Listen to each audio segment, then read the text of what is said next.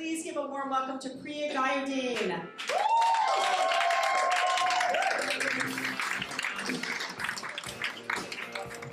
Hello, Alameda!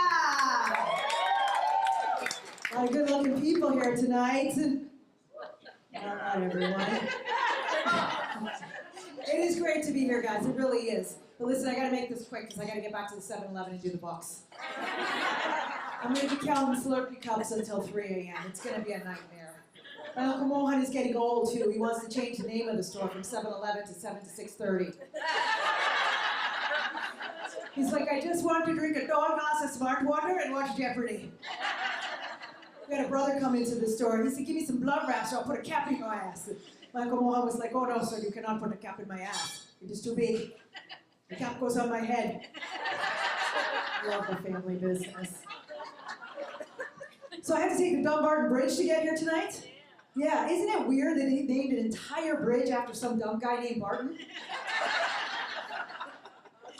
I do love how the Bay Area has so many places with beautiful Spanish names that everyone pronounces wrong. It's not Las Gatas, it's Los Gatos. It's not San Jose, it's San Jose. It's not Hayward, it's Haywardo. And why do so many men in this city look like lumberjacks? Every time I see a guy in a flannel shirt and a wool cap, I want to go camping. And then I look closer, and it's a woman. I'm 52 and a single mom. Thank you. Thank you. I am a cougar and I will outrun a jogger. I'm also multilingual and ready to mingle. I speak English, Spanish, and Portuguese, and I'm currently mingling with rednecks, gardeners, and Uber drivers. I hate it when my married girlfriends call themselves single moms just because they had to watch their kids for a weekend while their husbands were off fishing on Brokeback Mountain. I'm like, you ain't no single mom, honey. When I was 42, I decided I wanted to have a baby on my own. They say the best sperm comes from Denmark, but it's hard to find a good Danish in Hayward. Nothing but churros and egg rolls. Then I got knocked up by a French guy. I was running a marathon. He handed me a cup of Gatorade and said, Mimi, the bushes.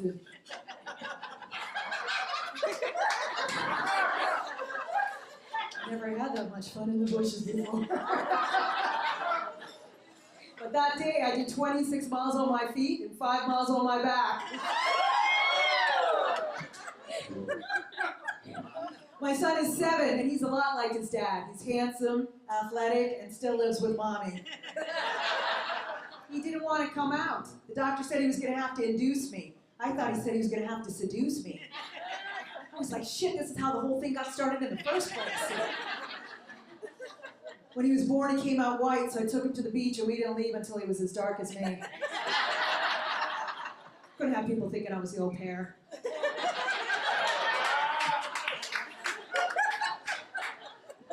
He's half French, half Indian, and born in Brazil, so I'm pretty sure he's got a good shot at Stanford. He's smart, too. He can remember all my passwords. Every once in a while, he'll ask to sleep with me. Last Saturday, he said, Mommy, can I sleep in your bed? I said, sure. Just let me get rid of that Uber driver first. He's going to be 8 next month. And he's still attached to his stuffed animal, Curious George.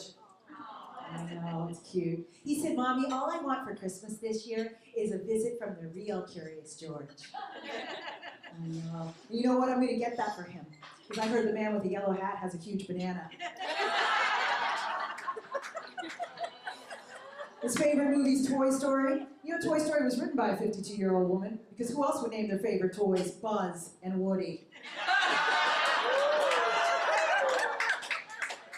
He also loves the Minions, but they don't fool me. Those things are butt plugs.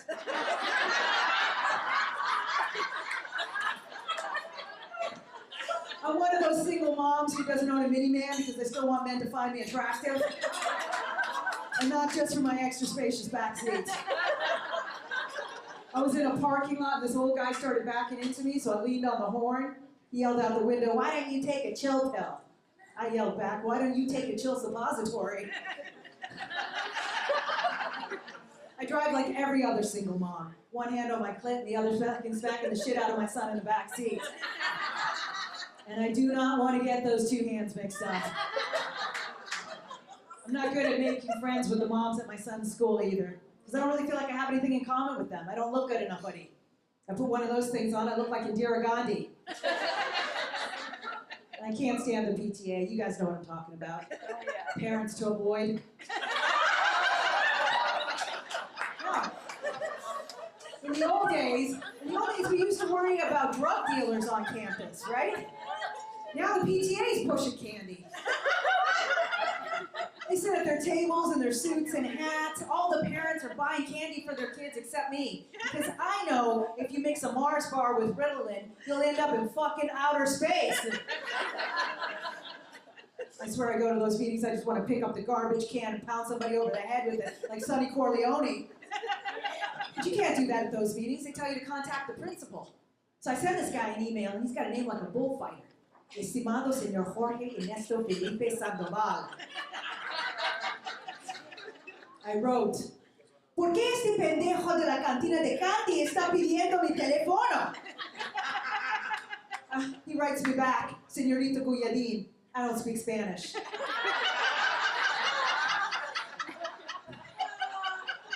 I'm going through the change. So far I've got $7.94. A couple days ago I got a hot flash sitting at a red light. And I realized my seat warmer was on. I spent almost all my time just looking for a place to fart. I can get pretty loud. Most of the time it sounds like a drive-by. Ba-ba-ba-ba-boom. Some jokes I do just for me. I'm not worried about gaining any weight because let's face it, if you got a good camel toe, who's looking at your muffin top?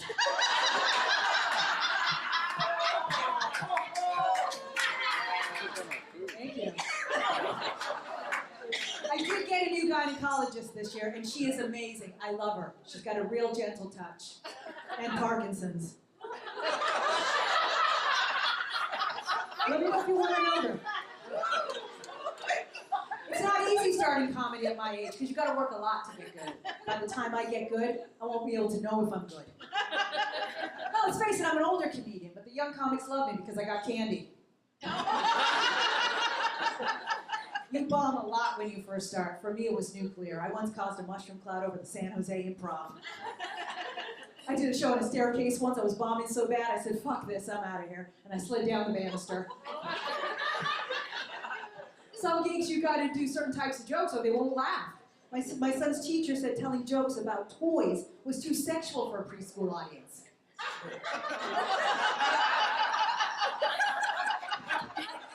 I'm like, sometimes a pencil is just a pencil. I'm sure I could stay home at night and exchange texts with some weirdo I met online, but I thought, no, I'm gonna go out there and meet them the old-fashioned way. Doing open mics.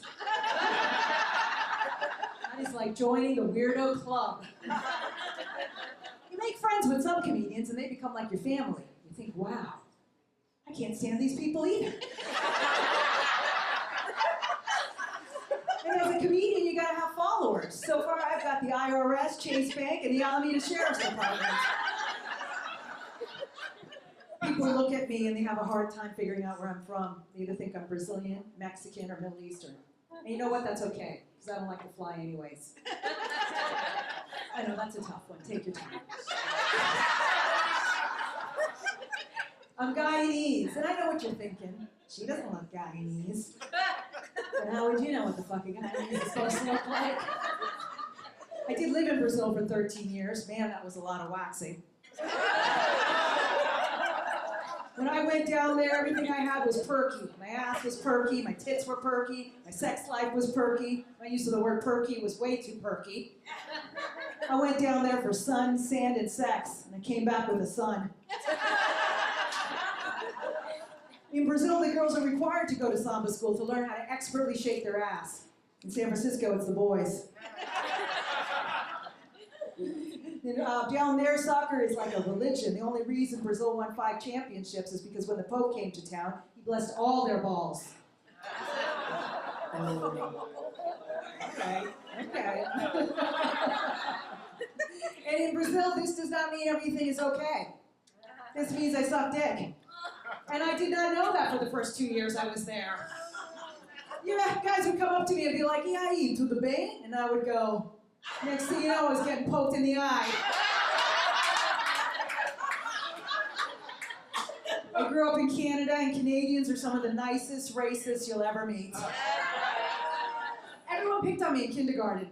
"Give me the rest of that goddamn graham cracker, you dirty stinking packy." And that was just the teacher. I was raised on a dirt floor. My parents weren't poor, just messy. When you came to our house, you were required to put your shoes on. My parents are temperamental people. Half temper, half mental. My mom is really bad with names. Like when I introduced her to my white boyfriend, Andy, she said, "Oh, hello, Ramesh." My dad is a cross-dresser, but only when he's drunk. And when he's drunk, I get to be the one to hold onto his wig when it's time to throw up. You don't like that one either? All right, we'll just take it right out of the club. Don't worry about that. My family's half Hindu and half Muslim. Half of them worship the cow, and the other half want to barbecue it on Sundays. But they both love goat. In fact, my uncle Sukhinder Singh has been arrested twice.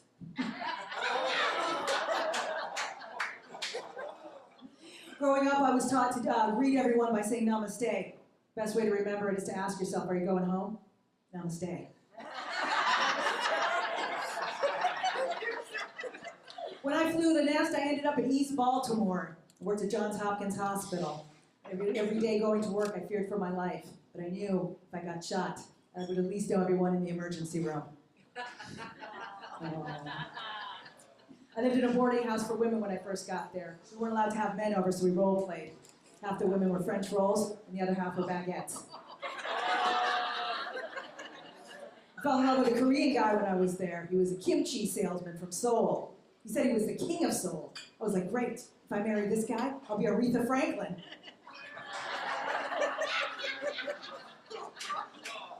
You have the best laugh, man. You really do. Next time, bring enough acid for the whole room.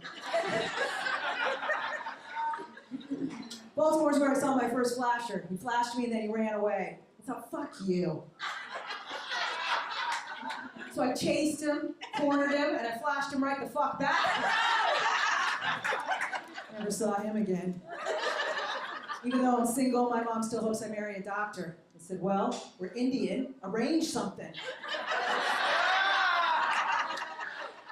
But it is not easy dating Indian guys, because eventually they all resemble Gandhi. Oh, you guys are big fans of Gandhi. Okay, that's fine. I'm not going to spend the rest of my life walking 20 paces behind some motherfucker in a 50-pound diaper. With body odor that can stop a water buffalo. And toenails that can snatch a salmon. No.